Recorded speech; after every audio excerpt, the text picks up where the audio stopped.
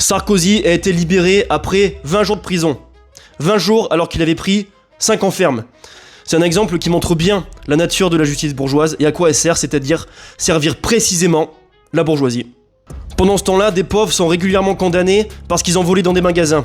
Vous avez des manifestants, des militants politiques et syndicaux, des gilets jaunes qui ont été condamnés simplement parce qu'ils voulaient vivre mieux. Il y a des ouvriers, des travailleurs, des jeunes, des étudiants précaires qui eux sont condamnés et n'ont pas d'aménagement de peine comme Sarkozy a pu avoir.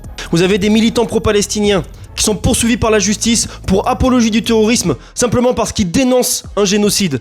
Par exemple le porte-parole d'Urgence Palestine, Omar Al-Soumi, qui vient de faire 3 jours de garde à vue pour ces faits-là.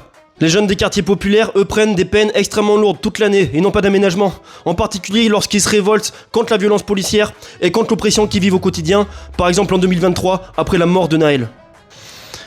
Et Sarkozy, lui, il est condamné pour ses financements de campagne qui venaient de Libye. Mais il est aussi poursuivi encore, il faut pas l'oublier, pour ses comptes de campagne en 2012, l'affaire Big Malion, pour trafic d'influence autour de la Coupe du Monde du Qatar, et j'en passe. Il y en a certains qui disent oui, mais il a été condamné, ce qui montre que la justice est impartiale et que aussi les politiciens corrompus sont condamnés par la justice. Mais justement, la justice, parfois l'appareil d'État, est obligé de condamner les cas les plus visibles pour essayer de sauver, de préserver la légitimité des institutions de la bourgeoisie, comme la justice qui sont de plus en plus discréditées à mesure que la crise de régime du capitalisme français en particulier s'aggrave.